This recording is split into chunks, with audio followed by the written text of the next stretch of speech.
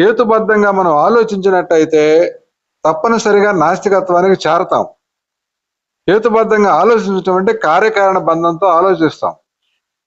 కారణం లేకుండా, వాస్తవాల ఆధారం లేకుండా దేవుడు ఉన్నాడని నమ్ముతున్నారు వాళ్ళు. దాన్ని మనం తిరస్కరిస్తాం హేతుబద్ధంగా ఆలోచిస్తే. అందువల్ల తొలి దశలోనే నాస్తికులం అవుతాం. నాస్తికులం అయినా కూడా హేతుబద్ధ ఆలోచన అనేది కంటిన్యూగా జరుగుతుంటది కాబట్టి నాస్తికత్వం కాకుండా ఆగాల్సిన అవసరం లేదు. అక్కడ ఆగకుండా హేతుబద్ధ ఆలోచనతోటి మానవ జీవన సంబంధించి అన్ని రంగాల్లో హేతుబద్ధంగా ఆలోచించి సరైన నిర్ణయాలు తీసుకొని నిత్య జీవితాన్ని మెరుగుపరుచుకోవాల్సిన అవసరం ఉంటుంది. అందువల్ల ఏమవుతుందంటే ఈ హేతువాదం అనేది నాస్తికత్వంతో ఆగకుండా ముందుకు జరిగి మానవుడి యొక్క భవిష్యత్తు మానవుడి చేతుల్లో ఉంది.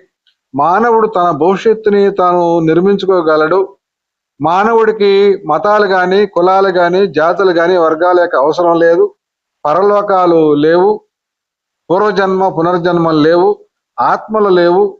మోక్షం లేదు. స్వర్గ నరకాలు లేవు అని ఉన్నది ఈ లోకమే కాబట్టి, ఈ భౌతిక లోకమే కాబట్టి, ఈ భౌతిక లోకాన్ని గురించి అర్థం చేసుకొని ఈ భౌతిక లోకంలోనే స్వేచ్ఛగా, సుఖంగా, నైతికంగా జీవించడానికి హేతువాదులు మానవవాదులుగా మారతారు.